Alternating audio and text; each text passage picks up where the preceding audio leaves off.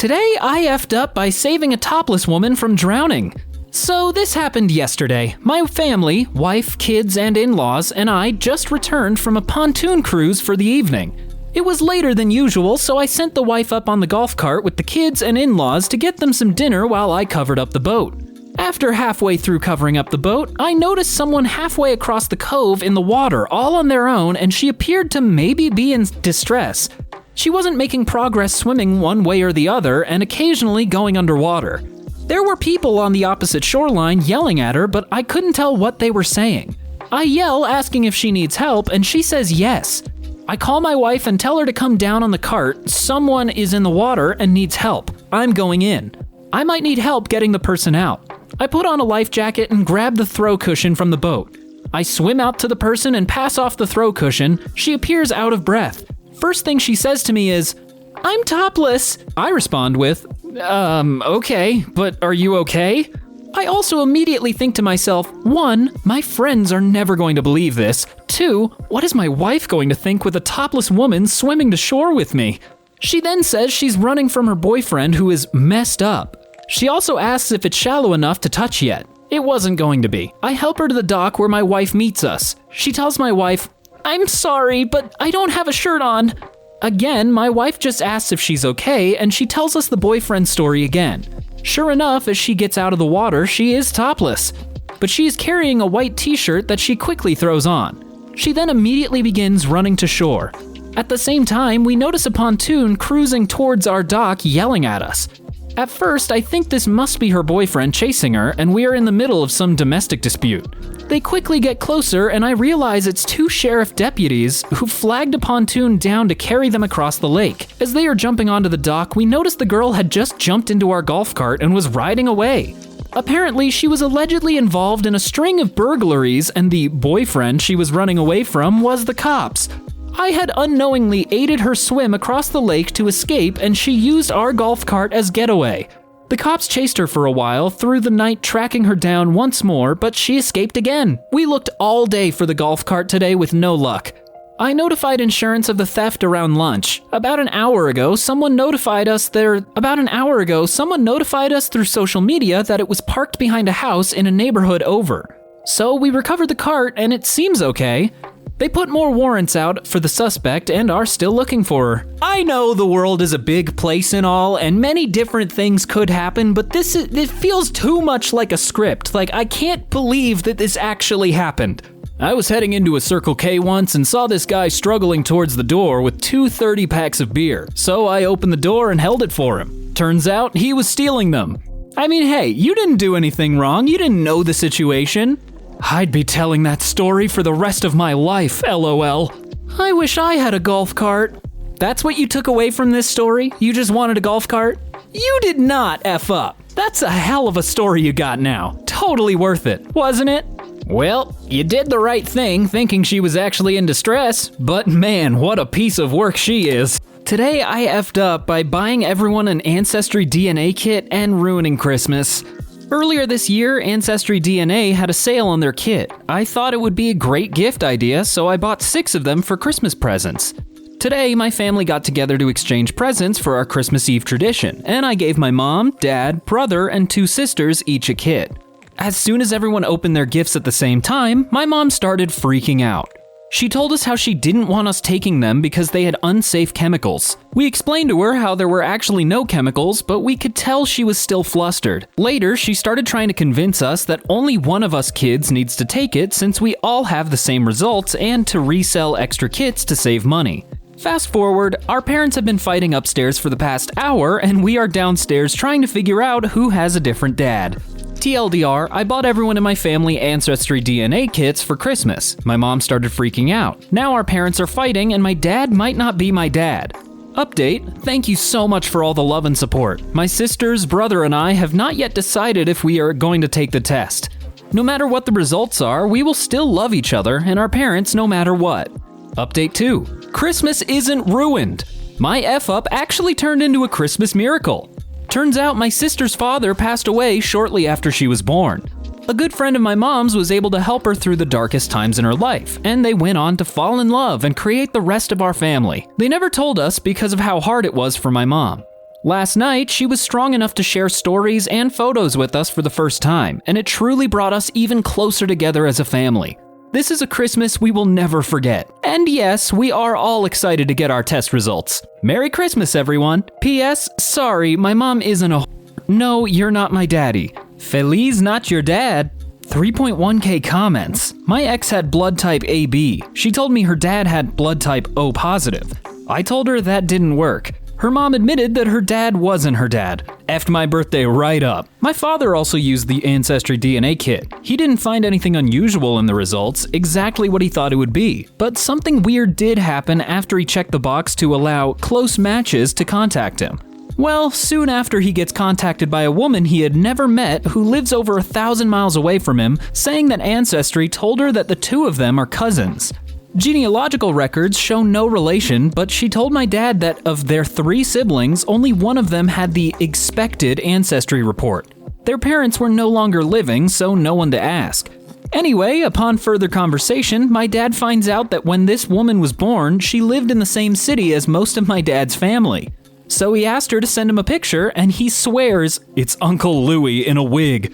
Well, that's a little rude to say about them, but still kind of neat that you managed to find a connection. People who were just banging away in the 80s and 90s didn't see this one coming. Damn. Crap. Now I'm remembering how my mom didn't want me to get a 23andMe kit last Christmas. Her reasoning was that it was a waste of $99 and I could just average the results from her and my father's exams. Well, if you are that curious, you could still do it now, but, results may vary. Today, I effed up by confiscating my son's Game Boy and hiding it. For 18 years. My son was not doing his homework, so I confiscated his GBA. I told him he would get it back next week. Well, he's a pretty clever dude and knew all my hiding places, so I put it someplace he would never look. Except I suffered a TBI a few years earlier and I forget stuff. So when he did his homework and asked for it back after a week, I could not find it. I looked everywhere. Obviously not everywhere. Then we moved house, and I still didn't find it. 18 years later. I was donating some coats I had not worn in a long time, and in the pocket of a Viennese trench coat from the 1930s, I found his Game Boy Advance, and turned it on, and it worked. Pokemon appeared. I put fresh batteries into it and handed it to my 28-year-old son, who proceeded to laugh for a good 5 minutes, then played it for a few hours. Then proceeded to tell my wife and other adult children how silly I was. At least your son was laughing about it this far down the line instead of still holding the grudge, because I know if I were a kid, I'd be fuming. Dad, is that you? Jokes aside, my parents also hid my Game Boy Color all the time because I would secretly play under my bed covers when I should be sleeping. They kept hiding it, but I kept finding it. I don't remember how old I was, but I was probably around 10 to 12. I'm 30 now, and to this day, I honestly don't remember what happened to it, and my parents also don't remember what happened to it. My theory was that it was hid really well for a long duration, and eventually everyone just forgot. Maybe went on vacation or something. I really do miss it though. It was my childhood.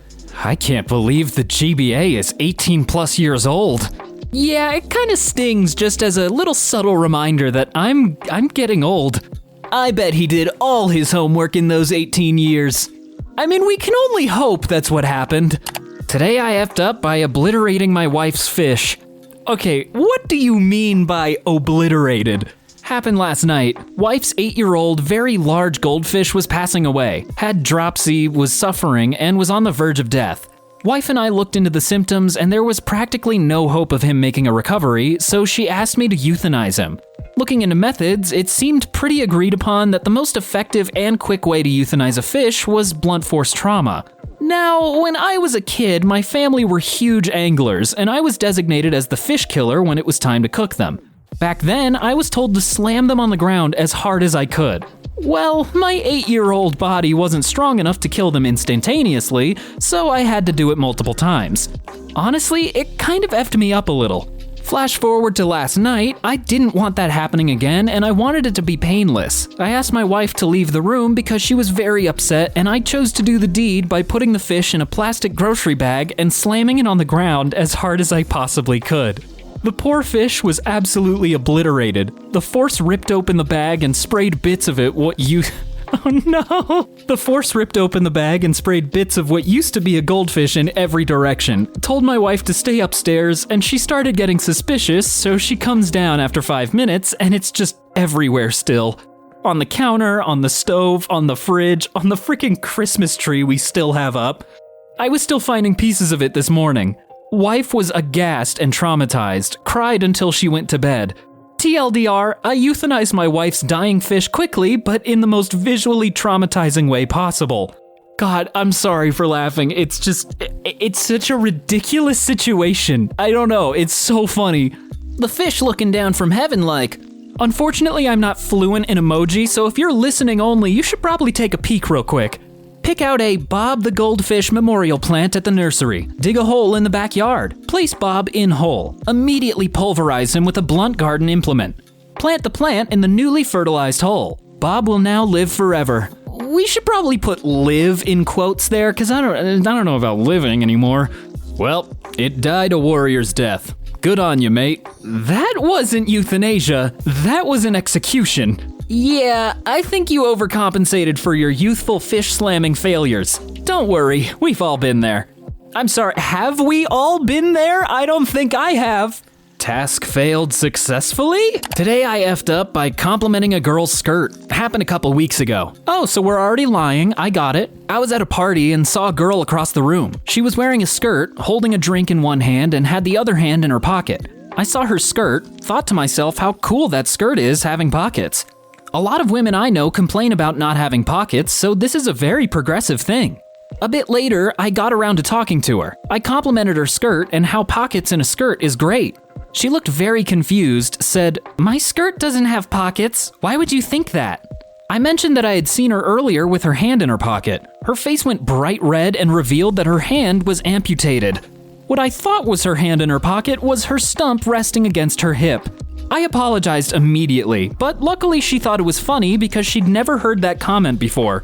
I'm still dying inside though. TLDR, complimented a girl on having a skirt with pockets, turns out she just didn't have a hand. Well, you've gotta hand it to her for being a good sport. I'll show myself out, I'm sorry. But did you get those digits? Which digits are we talking about? This reminds me of one night in a festival in Bilbao. One of my friends was smoking a rolled cigarette and someone from behind asked for some tobacco. My friend said yes and handed the tobacco and papers. The guy cleans his throat and asks quite timidly if we could roll him a couple cigarettes, and my friend answers rudely, "Dude, are you missing a hand or what? Roll them yourself, FFS." Then he taps my friend's shoulder with his stump. Never seen my friend apologizing so many times in a row. You did the best you could with the information you had on hand. Ouch. But still, this is kind of a wholesome TIFU. At least you gave her a laugh. I thought it was going in the direction that she doesn't have pockets, but she had her hand in her skirt to scratch her butt or something.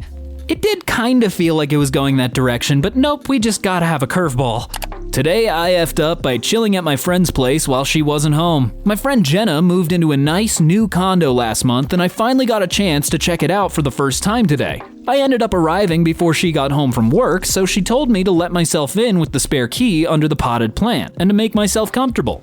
I made myself a sandwich and was meandering around eating and checking out her swanky new place when the front door opened and a really large and unfamiliar man with a duffel bag came in. Dude was intimidating and I'm a 4'11" woman, so I was immediately scared. He looked shocked to see me. I'm looking at his duffel bag and realizing that I surprised some POS burglar. I panicked and threw my sandwich at his face and then locked myself in the bedroom. I'm shaking and he pounds on the door yelling at me to get the F out. I start screaming at him to get the F out and that I'm calling the police. Total bluff because I didn't have my phone. And then yells back that he is calling the police on me. This gives me pause.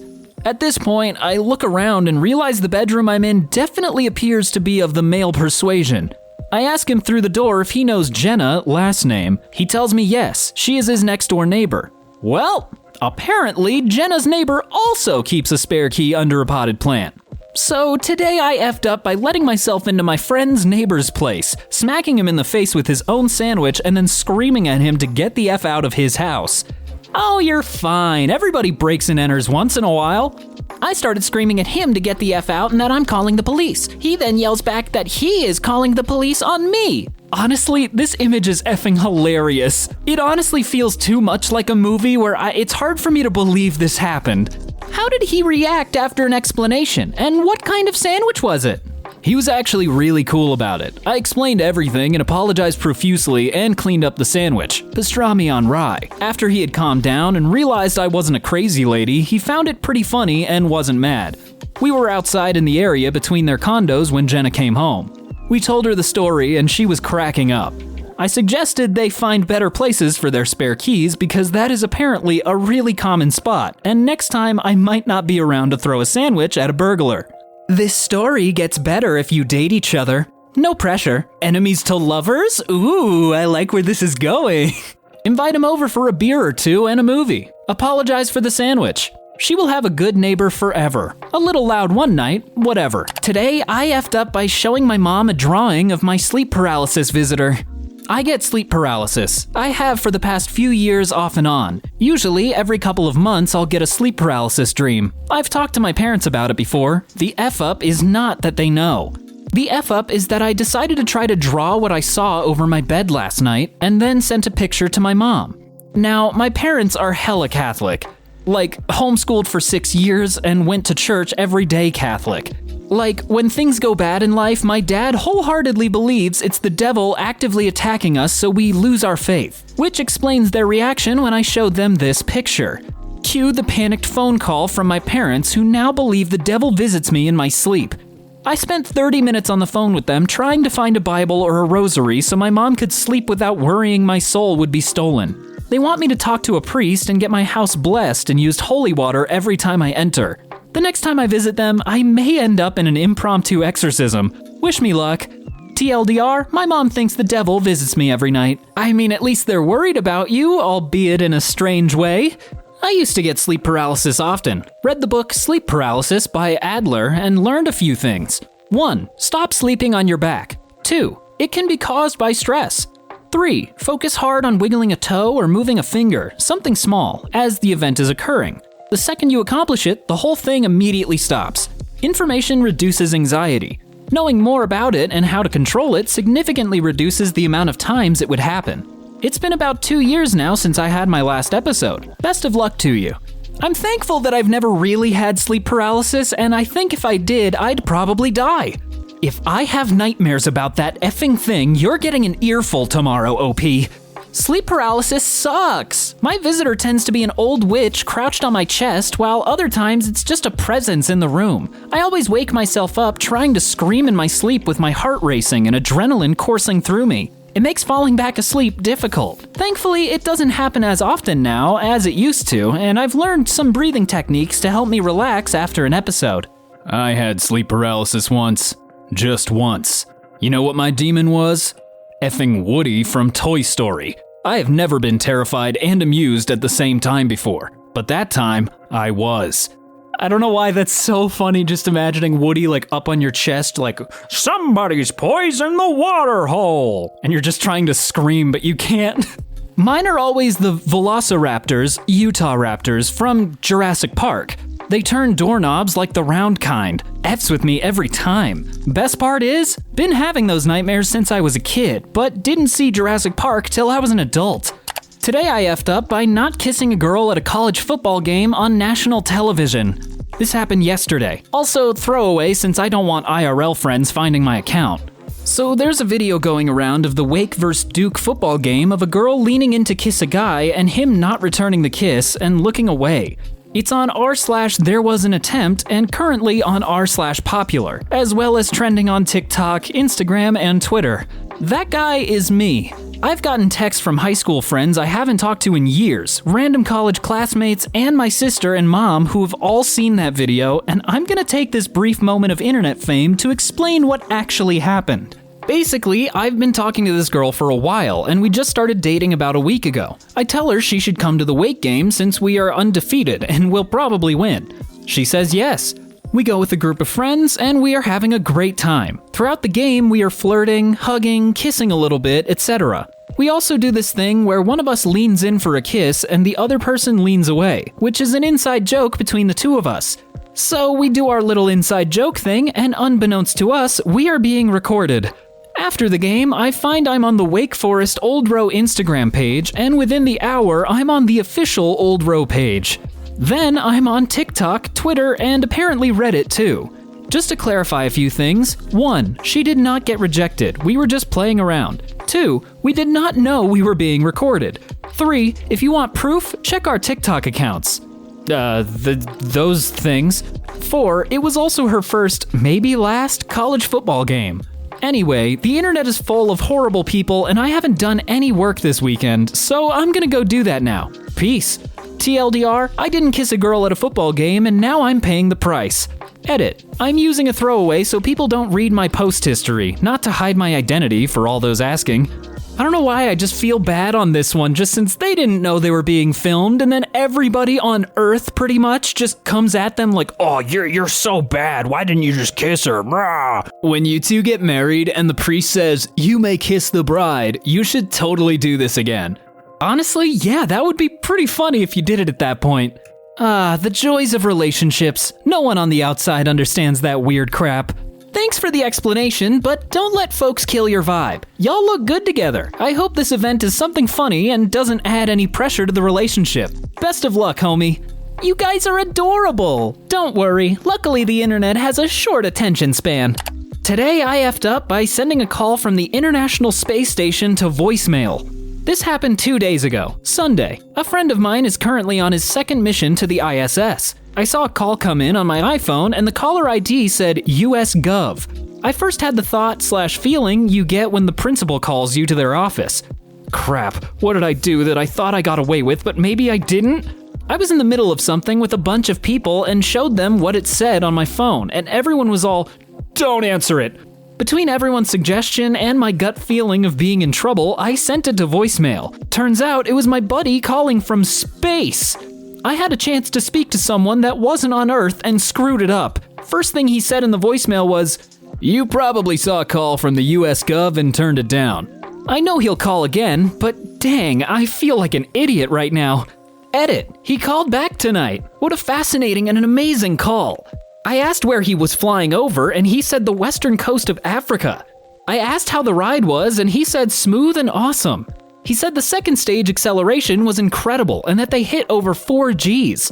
Then at SECO, they got thrown into their straps from the deceleration and bam, orbit. Took roughly 8.5 minutes to get into orbit. They have a couple of days off, not because of Memorial Day. The conversation was 12 minutes long, but we had to end it because of a satellite issue that was about to happen. Exact reason is out of my wheelhouse. Ironically, I made him and I laser-engraved rock glasses, and I was drinking out of it when he called. We also joked about some funny stuff that happened when I went out for the launch. He was cracking up about the situation with the first call that I shared here and said that's a common occurrence. In fairness, I probably wouldn't answer the phone if it said US Gov either, because I'd start thinking like, oh my god, did I miss my taxes? What happened? I feel like it's almost cooler that you have a voicemail from someone calling from space since you can save it. Yeah, actually, having that voicemail makes it feel more sci-fi, like, ooh, a lost transmission. Who on earth would be ringing me at this hour? Beautiful. Those long distance charges about to be insane. You know, I was just thinking about that because I'm pretty sure my T-Mobile plan doesn't cover low Earth orbit. No matter how many F-ups you have in life, big or small, you have a friend who looked out at the whole of Earth and decided to call you. Aw, come on, don't make this super wholesome. Aw. The fact he knew why you didn't answer tells me him and others have probably had the experience one too many times and know the drill. Today I effed up, telling my dad about the Karen meme. My family loves to overshare. This lack of filter sometimes has the tendency to get people into trouble because not all the information is provided, even when it's meant harmlessly. My parents are a bit older, prime okay boomer age. I was talking to my dad the other day on the phone because his birthday dinner was a few days later. I asked how mom was doing and he goes on to tell me a story how my mom and aunt, Karen, were at the store and the cashier made a mistake. My aunt went off on the cashier and asked to see the manager. My mom was mortified and tried to calm her down, but she wasn't having it. I then mentioned to my dad, that's such a Karen thing. He goes on to say, yeah, your aunt does that a lot. I tell him, that's the funny part. The Karen meme is a real thing. It's when an entitled, typical white woman gets angry at the smallest mistake and asks for the manager. My dad found this hilarious, and I explain in more detail. I send him a few links to sites explaining it online. He finds all of this hilarious, and she even has the Karen hairstyle. This sends him down the Google Images rabbit hole, and the next few days he sends me random memes of Karens doing Karen stuff, adding, "Your aunt did this last week," or "I think this one is about your aunt." This leads up to his birthday dinner with extended family. My dad's birthday dinner is going well. Everyone is having a good time. Good food and drinks, etc. Suddenly, my aunt, sitting a few seats down from me, leans forward and loudly shouts down the table, "Hey, my name! Hey, my name! What's this whole thing about making a meme about me?" I respond, "Huh?" She then tells me my dad sent her all these memes about things she does. He didn't give her the context that it's a generic meme from the internet and what it's about. Now, my aunt thinks I made all these memes about her real-life events. At this point, the entire family thinks I created this meme on the internet about my aunt's antics in public. There is a back-and-forth discussion about it being really rude of me. She's pulling a Karen and starts chewing me out. Meanwhile, I'm looking at my dad like, WTF, back me up here. My dad finally steps in to say that this is just a random viral internet thing and that I didn't make these up behind my aunt's back. Even after explaining, she's a bit irritated. It is apparent she is embarrassed that she is so much like a Karen and couldn't tell the difference between the stories online and her own encounters. TLDR, I told my dad about the Karen meme because my aunt is named Karen and acts like a Karen. My dad sends my aunt memes he found. My aunt thinks I made them about her. She brings it up at my dad's birthday dinner and pulls a Karen on me. Whew, well, I mean, hopefully she takes this as like a way to reflect and realize that she's been acting crazy. Well, you could argue she did speak to his manager, the dad. She's embarrassed she couldn't tell the difference between her life and the memes. The embarrassment. Karen is becoming self-aware. Good. Hopefully she actually takes it to heart and, stops being a Karen. That's so Karen. She couldn't tell the difference between the memes and her own life. That's amazing. I hope she had some kind of revelation after this. This is surreal. Like, this is effing mad funny. God, that's so awkward for her, realizing that the memes weren't about her, but she's just exactly like all of the other Karens, and the how she acted towards you just solidified that. It's perfect. There is almost like a sense of sweet justice, like holding the mirror up to her and making her realize who she is. Well, those were certainly interesting. But unfortunately, today I effed up by ending the video. Thank you all once again for watching. My name is Brandon, and I will make sounds at you another day. Bye!